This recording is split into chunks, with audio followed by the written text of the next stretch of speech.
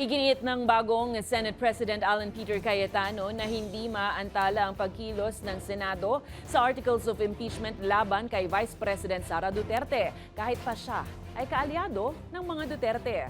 Hirit ng ilang sektor, tuparin ng bagong Senate majority ang kanilang tungkulin sa ilalim ng saligang batas. Ang balitang A to Z ni Ace Cruz. Isang araw matapos ang kudita sa liderato ng Senado, ito ang posisyon ng bagong Senate President Alan Peter Cayetano na kilalang kalyado ng mga Duterte. Iginit ng bagong pinuno ng mataas sa kapulungan na agad aaksyonan ng Articles of Impeachment laban kay Vice President Sara Duterte oras na may transmit ito ng Kamara sa Senado.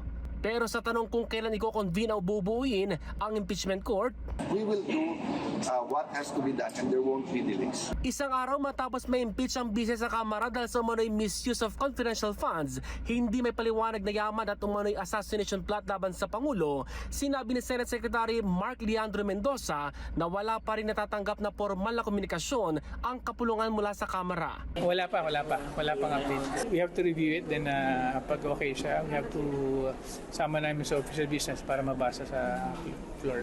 Hindi rin nila makakapekto ang palitan ng liderato nitong Lunes sa tungkulin ng kapulungan. Pero para sa political analyst na si Professor J.M. Lanuza, normal na questionin ng publiko ang timing ng pagpapalit liderato sa Senado. Dahil kung sa numero ang pag-uusapan, lamang ang mga kalyado ng bise para harangin ang impeachment trial.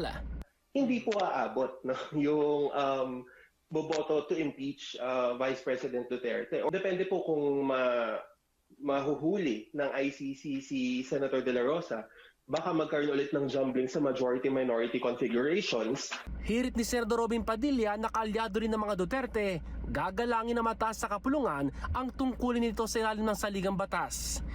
Pwede mamatay yun dahil ang konstitusyon malinaw.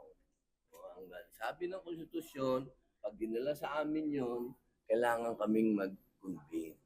Taliwas sa naunang posisyon ni Padilla ukol sa pagharang sa impeachment trial. Kapag kami ay nagpo-post, huwag kaming sabihan na kami ay bias. Trabaho po ng minority yon. Ang Catholic Bishops Conference of the Philippines o CBCP umapila sa mga senador na huwag harangin ang hustisya at huwag i-delay ang pagliti sa bise sa mga isyong kinakaharap nito. Para sa balitang A to Z, Ace Cruz.